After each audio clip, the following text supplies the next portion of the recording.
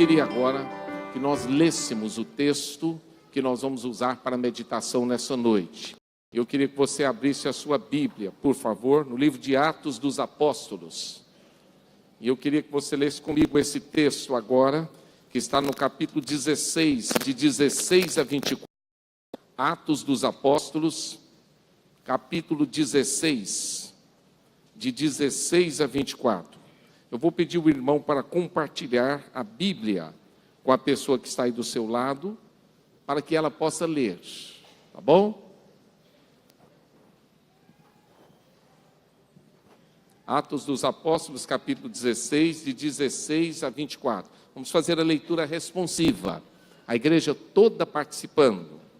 Ora, aconteceu que quando íamos ao lugar de oração, nos veio ao encontro uma jovem, que tinha um espírito adivinhador, e que adivinhando, dava grande lucro aos seus senhores.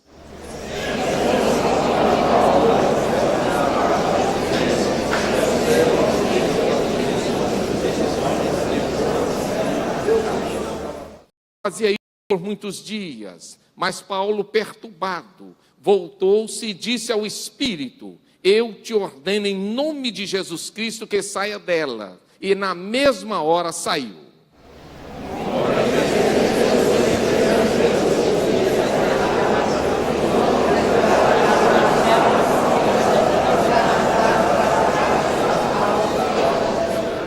E apresentando-os aos magistrados, disseram: estes homens, sendo judeus, estão perturbando muito a nossa cidade.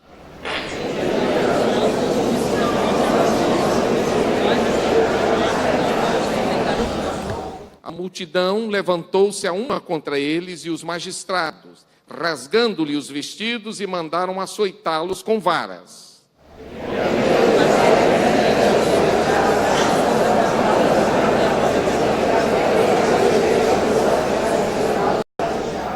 Ele, tendo recebido tal ordem, os lançou na prisão interior e lhes segurou os pés no tronco. Que Deus abençoe a leitura da sua palavra em nossos corações. Nós vamos pensar nessa noite sobre o tema aprisionado. Nesse exato momento, há muitas pessoas circulando por todo o mundo. Há pessoas que estão nos aviões, há pessoas que estão nos ônibus, as pessoas estão andando nos shoppings, há pessoas que estão andando nas ruas, há pessoas que estão no carnaval, há pessoas que estão em todos os lugares, em todas as cidades. Mas existem inúmeras delas que estão absolutamente aprisionadas. E que tipo de prisões são essas? Algumas pessoas estão aprisionadas nos seus medos. É possível que haja pessoas aqui sentadas no banco desta igreja que estão aprisionadas nos seus medos. Medos de quê? Medo do amanhã, medo do hoje, medo do que está por vir, medo da situação que vive, medo do problema que tem, medo da enfermidade, medo da crise financeira, medo de tudo. Existem medos e mais medos. E o medo pode aprisionar uma pessoa? Pode. E quando o medo aprisiona, via de regra, ele paralisa as pessoas. E se há uma coisa que muitas vezes nós vivemos no medo, que é um exemplo de pessoas aprisionadas no medo, é possível que um exército todo esteja aprisionado pelo medo? Sim, o exército de Israel estava aprisionado no medo diante de Golias. Golias era o gigante filisteu. E o gigante filisteu, por 40 dias, dizia uma série de impropérios contra o exército de Deus. E a Bíblia diz que eles foram se agachando, se agachando, se abaixando, se abaixando, até o ponto que eles ficaram completamente aprisionados pelo medo. Mas Davi chega ali e ele diz para aquele exército: o que está acontecendo com vocês? Vocês não estão vendo o que esse homem está dizendo? Vocês não estão vendo as blasfêmias que ele está levantando contra Deus? Vocês não estão enxergando nada? E eles disseram: baixa aí, agacha aí, fica quieto, entra no nosso medo, entra na caixinha do medo. E nada disso. Não, senhores. Ele foi se apresentar a Saul, disse para o rei: eu vou lutar com esse homem, porque o medo não venceu Davi, Davi venceu o medo. E por ter vencido o medo, se tornou o maior campeão de Israel. Eu não sei se você está aprisionado pelo medo, mas se está, a Bíblia diz nessa noite para você vencer teus medos. E você só pode vencer seus medos na segurança que Jesus te dá. Sem a segurança que Jesus te dá, não há como vencer. O amanhã sempre vai representar o maior medo da sua vida. O outro sempre vai lhe trazer medo, e aí vai, né? Você sempre vai se sentir. Mas há pessoas que, além do medo, estão aprisionadas também pelo engano. Quantas pessoas estão sendo enganadas? Essa semana eu estava vendo, e vai passar hoje no jornal, no Fantástico, algo interessante. Pessoas que compraram passagens aéreas e que foram enganadas na compra das passagens aéreas, Reginaldo. Eles compraram num site pirata, e o site pirata, depois a gente manda o localizador. Só que eles foram para o aeroporto, chegaram lá e não tem o localizador. Por quê? Porque o site pirata não comprou as passagens deles. Passagens aéreas internacionais. Quantas pessoas aprisionadas no engano estão sendo enganadas em todo o mundo nesse momento? Enganadas pelas coisas desta vida, enganadas pelo diabo, enganadas pelas pessoas, enganadas por aqueles que dão prejuízo, enganadas. Pessoas que muitas vezes estão enganadas na sua fé, pessoas que muitas vezes estão dizendo que a alegria da sua vida é o carnaval. Só que o carnaval acontece uma vez por ano e o resto do ano não existe mais alegria. Pessoas que estão acreditando as coisas efêmeras da vida, algo que não tem o valor. Será que há um engano na tua vida também? E você está aprisionado no seu engano? E por causa do seu engano você vive uma vida empobrecida? É possível que também vocês estejam, ou as pessoas estejam aprisionadas nas suas angústias. Há milhares de pessoas neste mundo que estão aprisionadas nas suas angústias, e elas vão se aprofundando cada vez mais, a ponto de levá-las a querer acabar com suas vidas. A ponto de querer, muitas vezes, mergulhar num abismo que não tem fim. A ponto de querer renunciar a tudo, perder tudo, chutar o pau da barraca e acabou. Porque a angústia é assim, ela pede cada vez mais frustração, ela pede cada vez mais depressão, ela pede cada vez mais fundo de poço. A angústia, ela não te leva para cima, ela te leva sempre para baixo. E muitas vezes é possível que você esteja também aprisionado na angústia, mas há milhares de pessoas que estão aprisionadas também pelo dinheiro. Em função do dinheiro, o dinheiro é tudo em suas vidas. E se o dinheiro deles não cresce, se o dinheiro deles não vai se multiplicando, eles vão diminuindo. E o dinheiro vai fazendo com que a sua vida penda para um lado ou penda para o outro. O dinheiro é tudo na vida deles. E quando o dinheiro lhes falta, falta-lhe o fogo, o fôlego. E é importante pensar, será que eu estou aprisionado pelo dinheiro? Será que se me faltar o dinheiro, me faltou tudo? Ou será que se o dinheiro acabar, Jesus continua sendo a minha alegria? Eu posso dizer que Abacuque disse, ainda que figueira não floresça, que não haja fruto no campo, que no curral não haja gado, que não haja absolutamente nada, todavia eu me alegrarei e confiarei no Deus da minha salvação. Será que eu consigo dizer isso? Ou o dinheiro é a base da minha vida? Sem ele a minha vida acabou. Como é que é isso? Preciso pensar, mas há pessoas também que estão aprisionadas no pecado. Talvez essa seja uma das piores prisões. É aquela pessoa que não sabe como sair de onde entrou. Porque o pecado, ele laça a pessoa e ele joga a pessoa no fundo do poço também. Ele joga a pessoa num abismo e não permite que a pessoa dali saia. Mesmo que ele queira, ele tem poucas forças, nele mesmo não há condição de sair. É como aquele pai que dizia para Jesus, ajuda-me na minha incredulidade, Jesus, porque eu não consigo sair da minha incredulidade. Eu quero cura para o meu filho, mas eu não consigo vencer a minha incredulidade. É importante pensar, qual é a prisão que está tomando conta de você. Eu queria que você olhasse para a pessoa do lado. Só olha, não fala nada. Olha para essa pessoa que está do lado. Vê se você enxerga alguma prisão na vida dele. Você não enxerga, mas Deus enxerga. Deus sabe quem está aqui aprisionado nessa noite. Deus sabe que tipo de prisão está na sua vida nessa noite. E é importante que você avalie o que eu vou dizer aqui, à luz da Bíblia, para que você identifique qual é a prisão que está tomando de você e você então possa vencê-la. Você vai olhar para a história dessa jovem. A Bíblia fala de uma moça que vivia aprisionada. A Bíblia diz que ela vivia numa dupla prisão. O duro não é só ser aprisionado, o duplo é ser aprisionário duplamente. Tem gente que está triplamente aprisionado. Tem gente que tem muito mais do que 3 prisões, 4, 5, 6 prisões. E o texto bíblico vai falar que essa moça vivia duplamente aprisionada. Primeiro, havia uma prisão espiritual na vida dela. A Bíblia diz que ela tinha um espírito que a controlava. Que espírito era este, pastor? Era o espírito de Piton. Piton era uma cobra da mitologia clássica que vigiava o templo de Apolo. E a história diz que era o oráculo de Delfos no Monte Parnaso. Então, as pessoas acreditavam que havia um pseudo-deus chamado Apolo que encarnava na cobra, e essa cobra inspirava as pessoas. E essa mulher era dominada por esse espírito. Ela, na verdade, era uma pitonisa, devota de Apolo, devota desse demônio. E esse demônio, então, gerava na vida dela o poder da clarividência, isto é, dava a ela o poder da adivinhação. Claro que o diabo não sabe o futuro, ele não sabe tudo, mas ele chuta. E você vai ver muitas pessoas fazendo esse tipo de coisa. Você vai ver as ciganas pedindo para ler a sua mão. Eu lembro um dia que uma cigana pediu para ler a minha mão, eu disse, eu posso ler a tua?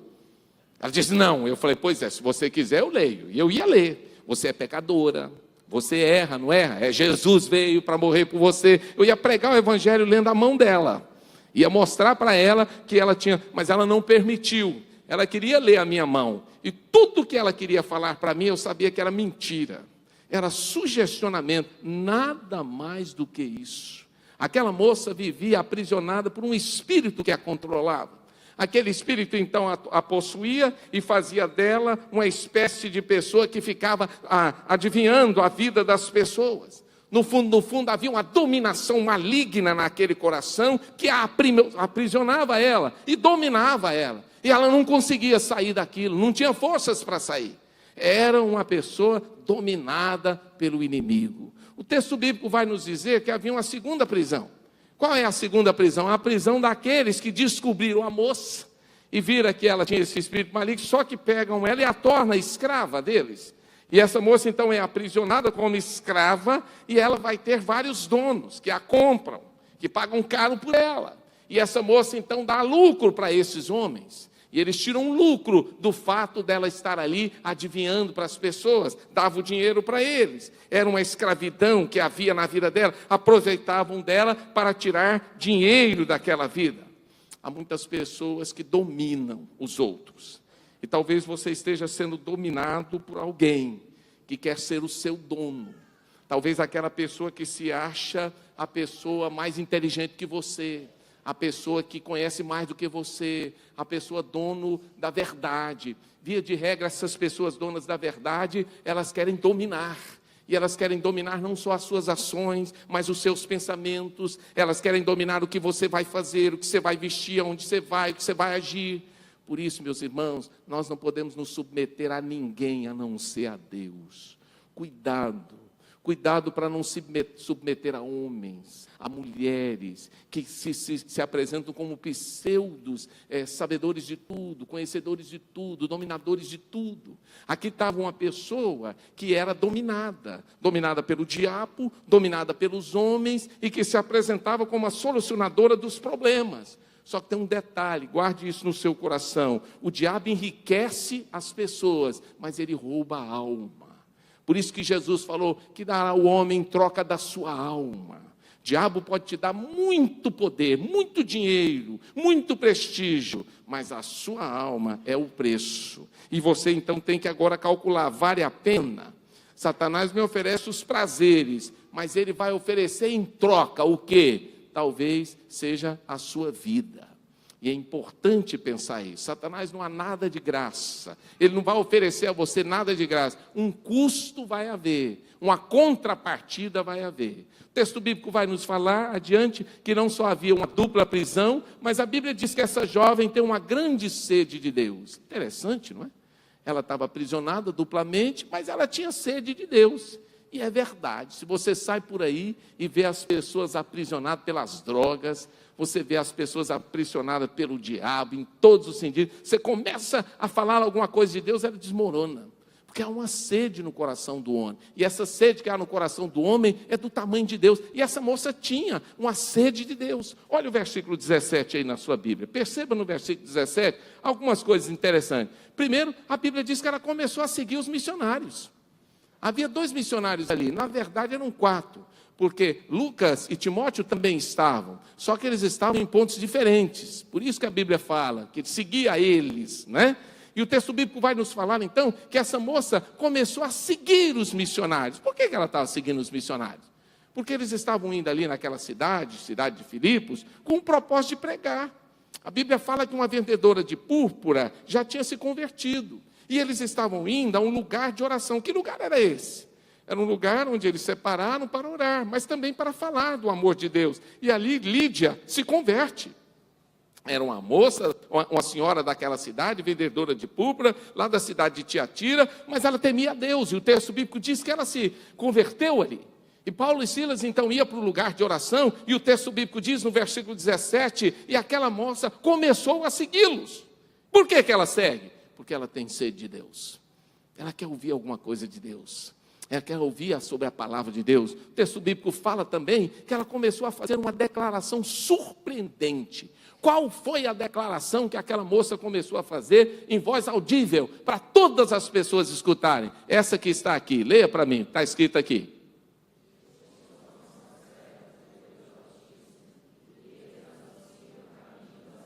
Você já pensou? A mulher dominada pelo diabo dizer: estes homens são servos do Deus Altíssimo e eles anunciam o caminho da salvação. Você já viu o diabo pregar o evangelho? Mas é possível, é possível. É possível que o demônio leve uma pessoa a fazer isso. Qual era o objetivo da moça em fazer isso? Quando ela fazia isso, parecia que ela estava ajudando, né? Hoje, Satanás resolveu dar uma mão naquela cidade para Deus, né? Ele resolveu dar uma ajuda na pregação, falando que aqueles homens tinham realmente um compromisso com Deus, e que eles tinham o poder de Deus, e que eles estavam anunciando a palavra de Deus. Não, o objetivo não era esse. Qual era o objetivo? Confundir. Porque se ela fala que eles são servos do Deus Altíssimo, e são mesmo, o que ela falasse que não era, o que ia acontecer na cabeça das pessoas? Puxa, ela está falando a verdade aqui, ela também está falando a verdade aqui. Olha a confusão. Satanás não é besta. Ele sempre vai jogar para ele criar uma confusão. Aquela ideia do sujeito que está lá ensinando o povo a pecar, mas ele está dizendo: olha, lá na Bíblia diz, porque Deus amou o mundo de tal maneira, porque ele aprendeu isso na escola dominical. Aí ele recita o versículo, aí a galera: poxa, o cara é crente, crente coisa nenhuma. Ele está confundindo a mente das pessoas. Ele está trazendo as pessoas para dizer que tem conhecimento bíblico, mas ele está levando as pessoas para o abismo. E Satanás faz isso. Lá no fim dos tempos, diz a Bíblia, no Apocalipse, que uma imagem vai falar. Você já pensou se uma imagem começar a falar? O que vai acontecer? Você já pensou o número de pessoas que vão se curvar diante dessas imagens que vão falar? Você já pensou o que vai acontecer diante dessas circunstâncias? Porque Satanás não é bobo. Ele engana, ele veio para enganar. E o texto bíblico fala sobre isso. E a moça então está lá. Esses homens são servos do Deus Altíssimo. Esses homens são servos do Deus Altíssimo com esse propósito. E a Bíblia não diz que ela foi um dia. Diz a Bíblia que ela foi muitos dias. Estava lendo e um autor pergunta: por que Paulo não se incomodou no primeiro dia? Ele deixou. Vou deixar ela para lá. Segundo dia, deixou mais um pouquinho. Terceiro dia, deixou. A Bíblia não diz quantos dias. Mas aí chegou um momento em que Paulo disse: eu preciso botar um pingo desse i. Eu preciso mudar a história dessa moça. Satanás está aqui com um propósito de derrotar a obra. Ele quer confundir esse povo. E eu não vou permitir que isso aconteça. E aí a Bíblia fala que ele ficou perturbado. Paulo ficou perturbado. Não era qualquer coisa que perturbava o apóstolo Paulo, mas isso trouxe uma perturbação tão grande. Por quê? Porque ele via que aquela pessoa estava ali, mas ele não estava falando no Espírito. Paulo então viu que não havia nenhum quebrantamento naquela vida. Não havia arrependimento, muito menos sinceridade. Era boca para fora. Paulo olhou para ela e viu uma dominação prevalecendo sobre a vida dela. Querido, isso aqui é muito espiritual. Eu já olhei para pessoas que eu vi coisas horríveis na vida delas. Não porque eu tenho um poder mágico, mas porque era nítido a atuação maligna na vida da pessoa, que muitas vezes se travestia de crente. E aí? E aí que não tem crente coisa nenhuma. Ali está uma moça falando de coisas de Deus, mas que não tem Deus coisa nenhuma na vida dele. E Paulo enxergava aquela dominação na vida dela. Paulo via o que ela mesma não via em si. Paulo conseguia enxergar um espírito maligno que estava dominando e a atuação maligna de Satanás. Então ele decide dar uma ordem que poucos na Bíblia deram. mas ele decidiu dar em nome de Jesus. Ele decide expulsar aquele espírito maligno que estava nela. E ele fala então, o texto bíblico diz que Paulo, virando-se para ela, diz assim: eu te ordeno em nome de Jesus que saia dela. E na mesma hora o espírito a deixou. Eu te ordeno em nome de Jesus que saia dela. Foi uma ação espiritual.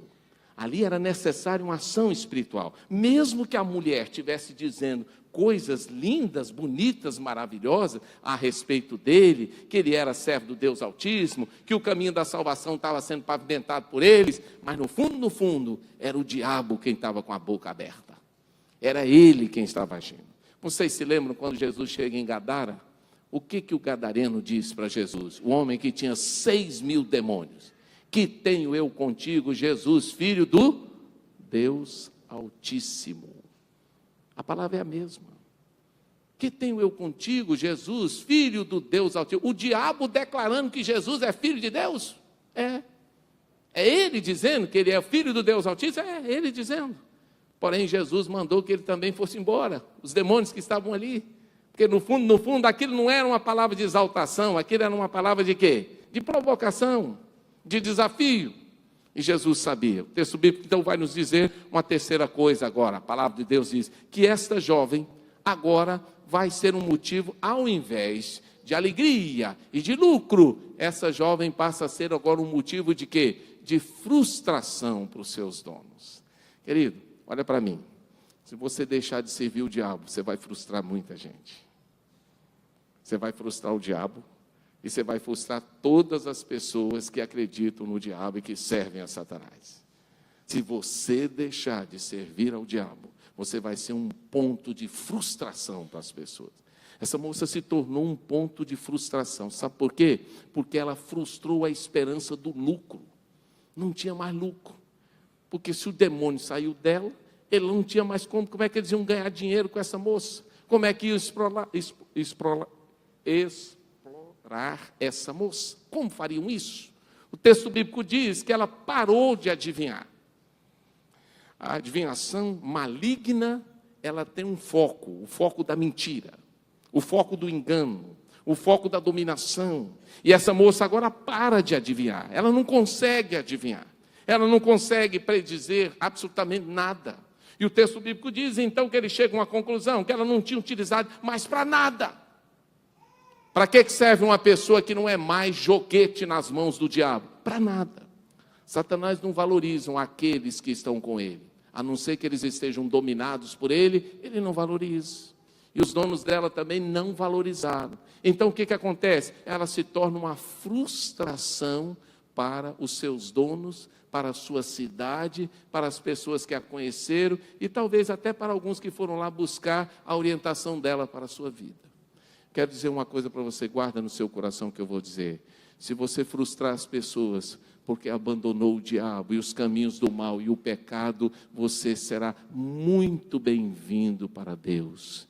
Ele vai amar você e você vai ser uma fonte de alegria para o céu.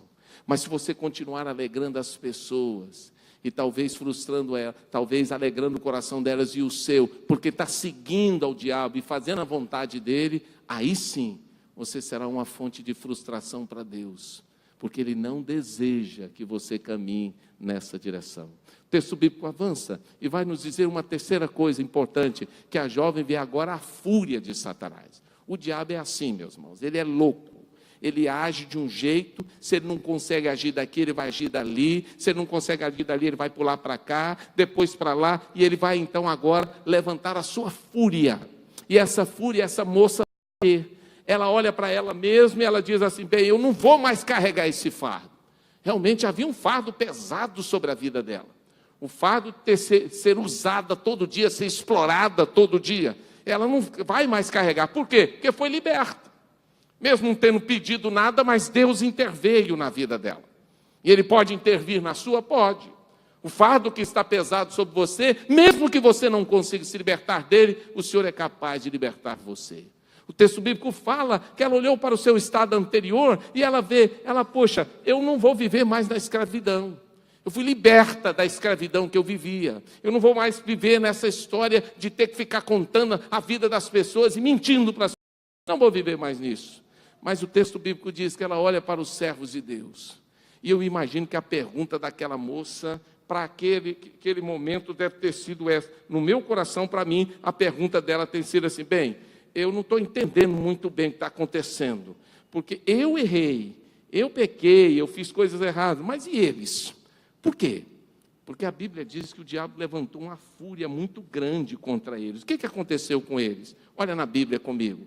A palavra do Senhor fala que os donos do lucro arrastaram, foram até aos magistrados da cidade, chegaram lá e disseram: olha, esses homens que estão aí, eles estão prejudicando a nós, eles estão trazendo perturbação para a nossa cidade, eles estão pregando costumes que não são nossos, e eles estão ensinando práticas que nós, os romanos, não praticamos. Mal sabia eles que Paulo era romano. Eles estavam falando todas as bobagens, todas as abobrinhas que vocês possam imaginar. Mas é sempre assim. A pessoa que está se sentindo ferida por ter perdido a ação maligna na sua vida, ela vem com fúria. E então eles vão aos magistrados, diz o texto bíblico que Paulo e Silas é preso, mas não só preso, as suas roupas são rasgadas, e o texto bíblico diz que eles são açoitados com varas, e eles são presos lá na prisão, e eles são seguros no pé no tronco. Eu imagino aquela moça perguntando: escuta, eu não estou entendendo nada, os caras vieram aqui, oraram, pregaram o evangelho, me libertaram do poder do mal, tiraram o espírito maligno, agora o espírito caiu em cima deles? O que aconteceu com eles? Por que eles estão sendo presos? Por que eles estão sendo rasgados? Por que eles estão apanhando? Por que está acontecendo isso? Eu imagino um nó na cabeça daquela moça, porque ela não sabia que era a fúria de Satanás, estava vindo contra aqueles homens que expulsaram o espírito maligno da vida dela. Porém, meus irmãos, havia um propósito em tudo aquilo? Havia. Por que Deus queria aquilo? Porque tinha uma pessoa na prisão que precisava ser salva.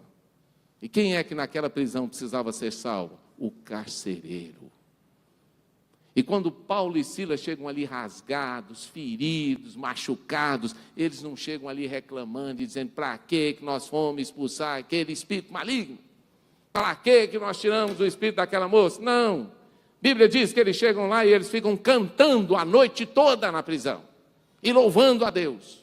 E por causa disso, Deus mandou um terremoto. E ele abriu todas as cadeias. E por causa disso, Deus salvou a vida do carcereiro. E por causa disso, eles batizaram o carcereiro e a família deles. Coisa tremenda aconteceu ali. Deus queria fazer uma revolução naquela cidade. Não só salvar a vendedora de púrpura, mas salvar a adivinhadora da cidade, salvar o carcereiro da cidade e salvar todos aqueles que estavam na prisão através do testemunho dele. Deus queria fazer algo tremendo naquelas vidas. O texto bíblico avança e vai nos dizer uma coisa final. A palavra do Senhor diz que a jovem fica sabendo que Deus libertou os missionários. Como? Como que ela fica sabendo? Lá no texto, versículo 35 a 40, diz que então os magistrados mandaram soltar aqueles homens, porque não havia nada que sustentasse a prisão deles. Mas quando eles mandaram sustentar aqueles homens, eles disseram assim: nada disso, nada disso. Fala para os magistrados virem aqui, porque nós somos cidadãos romanos, e cidadãos romanos não podem ser tratados assim. Cidadãos romanos não podem ser presos sem uma acusação formal. Cidadãos romanos não podem ser expostos em via pública. Aí a ficha deles caiu. Aí a arbitrariedade deles veio. E a Bíblia diz que os magistrados de Filipe estavam pedindo desculpas aos missionários e pedindo eles que perdoassem eles pelos erros que eles cometeram. Olha o versículo 39. Vieram, pediram desculpas e pondo-os para fora, rogavam que se retirassem da cidade. Vieram, pediram desculpas, tiraram eles para fora e pediram que eles fossem embora. Você já viu o magistrado pedindo desculpa?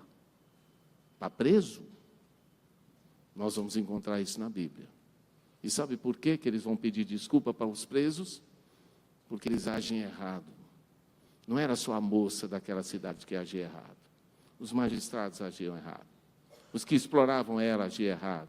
Várias pessoas daquela cidade agiram errado, porque não estavam seguindo a Deus, estavam fazendo a vontade da carne. O texto bíblico diz que Deus confirmou no coração daquela moça o que ela estava dizendo: eles são servos verdadeiramente do Deus Altíssimo. Por que Deus confirmou isso? Porque Deus tirou eles da prisão no outro dia, e honrou eles, e colocou os magistrados para pedir perdão a eles. Deus honra aqueles que servem a Ele de verdade. Se você servir a Deus de verdade, não recue. Agora, do mesmo Deus que honra, Ele envergonha aqueles que não servem a Ele de verdade. A Bíblia diz que envergonhados serão pelo Senhor aqueles que não amam a Deus, que não levam a Deus de verdade. Serão envergonhados pelo Senhor. Então é importante pensar agora: será que eu estou servindo a Deus de verdade? Eu estou levando Deus a sério na minha vida? Ou será que eu estou envergonhando o nome do meu Deus? Porque a Bíblia diz que você vai ser envergonhado se você não servir ao Senhor de verdade. O texto bíblico diz que os missionários são honrados. Diz a Bíblia que Deus demonstra para aquela moça que ninguém poderia aprisionar aqueles a quem Ele queria libertar, a começar por ela e pelos missionários. Ninguém poderia aprisioná-la mais, porque a libertação veio do Senhor. E ninguém podia pôr os missionários na cadeia, porque Deus é quem ia tirá-los de lá.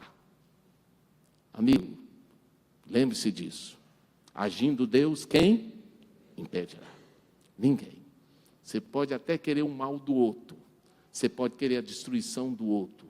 Você pode querer a miséria do outro. Você pode querer a morte do outro. Mas se Deus quiser que ele viva, ninguém pode agir, pode impedir o agir de Deus. Não é possível. O texto bíblico vai nos dizer uma coisa fantástica, terminando, que Deus tira da prisão, da morte, aquele que o diabo queria matar.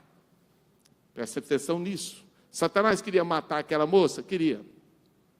Que a dominação ia chegar num ponto em que ela não ia suportar mais. No dia que ela não tivesse mais condição de dar lucro, ela ia morrer.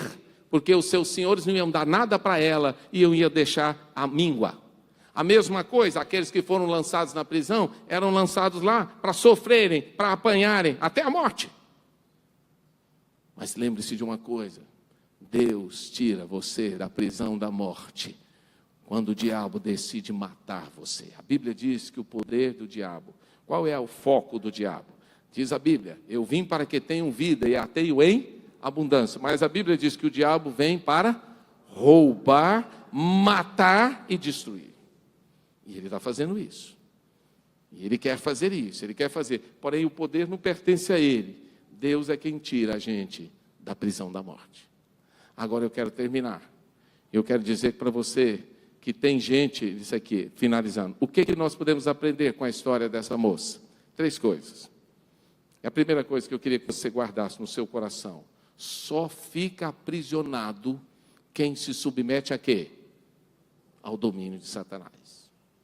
Se você se submeter ao diabo, ele vai dominar você.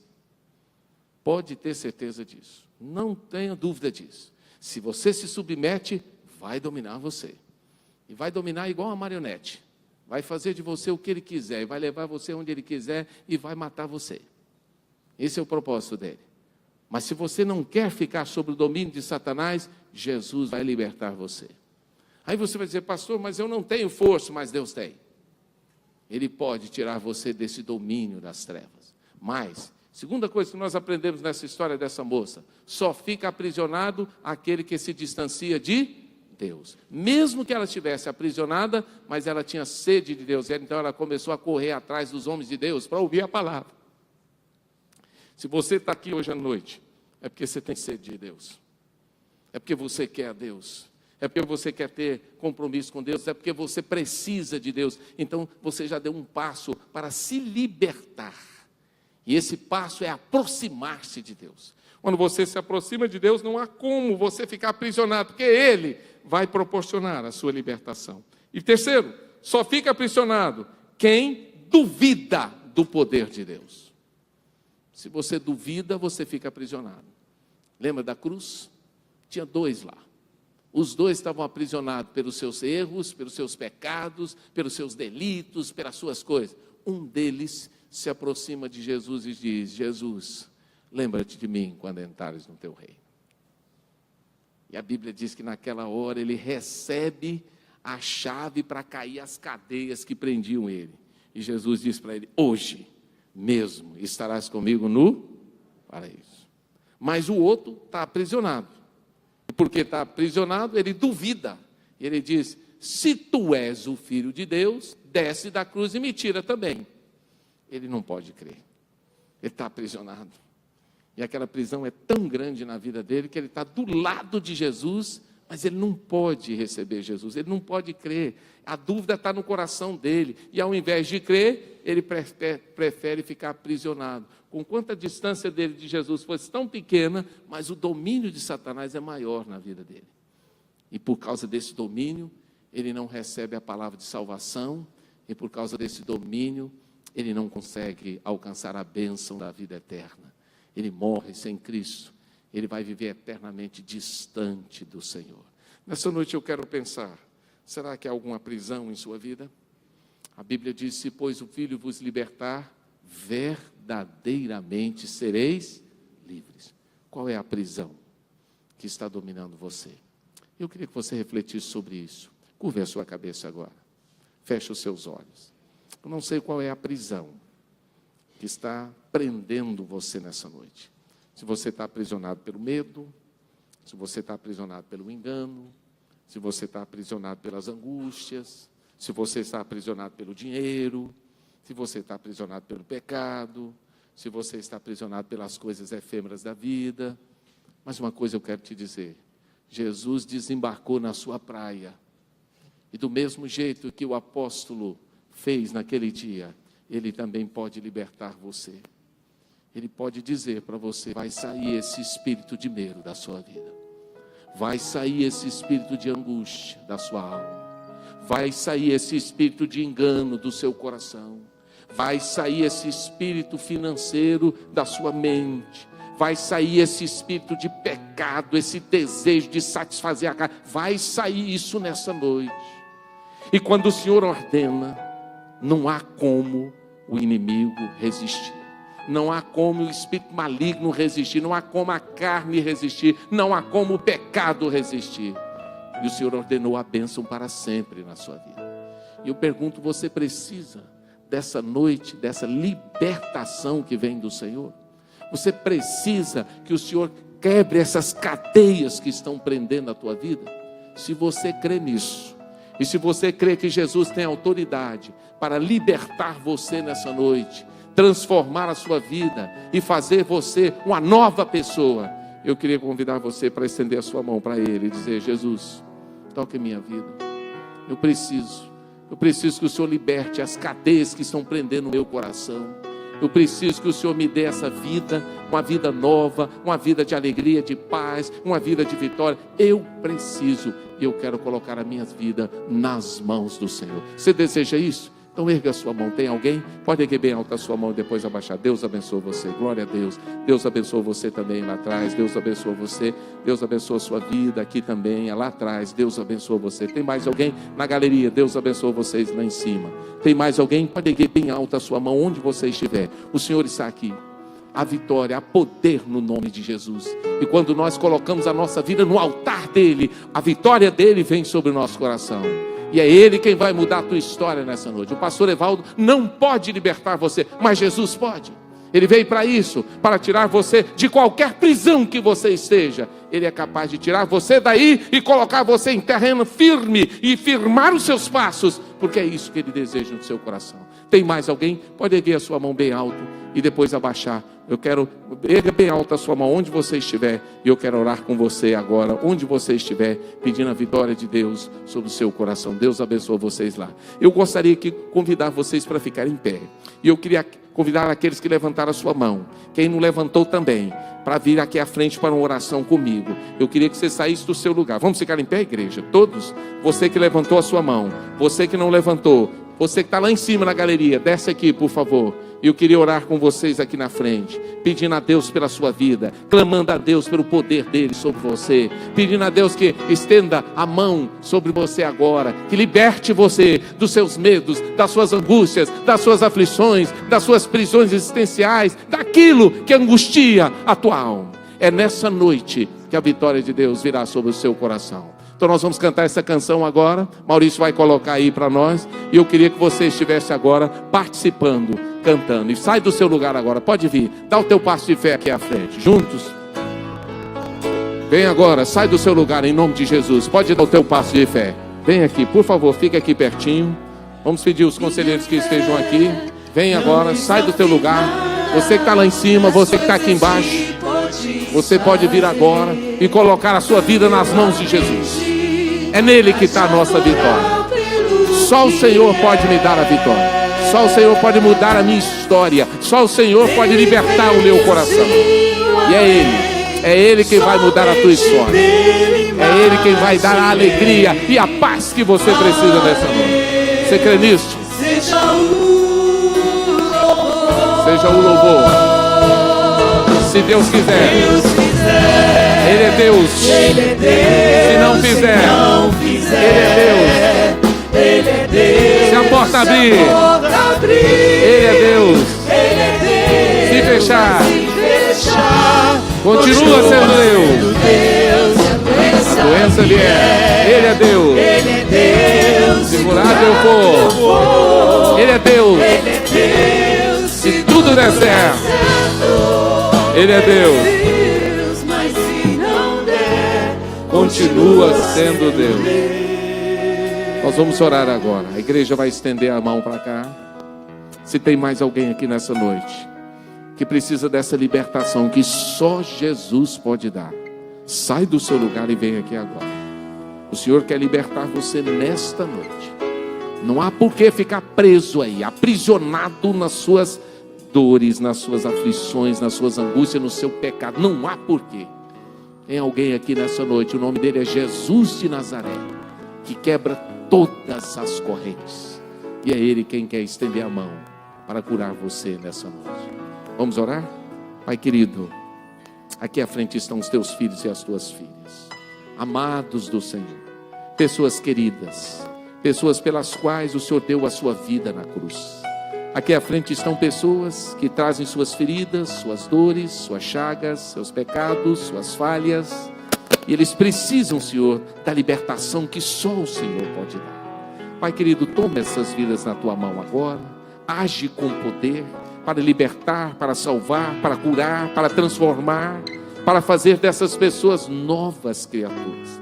Que através do poder do teu Espírito, cada um deles seja agora revestido da graça, da misericórdia, do amor, e que seus corações sejam transformados. Tira, Senhor, todo empecilho, quebra toda corrente, quebra, Senhor, toda seta maligna, tudo aquilo que foi projetado pelo inimigo sobre essas vidas, que caia por terra agora em nome de Jesus, e que essas vidas agora sejam mudadas, transformadas, buriladas, que essas vidas agora sejam cheias do poder e da graça maravilhosa do Senhor, e que eles possam andar em novidade de vida, como o Senhor deseja que cada um de nós andemos.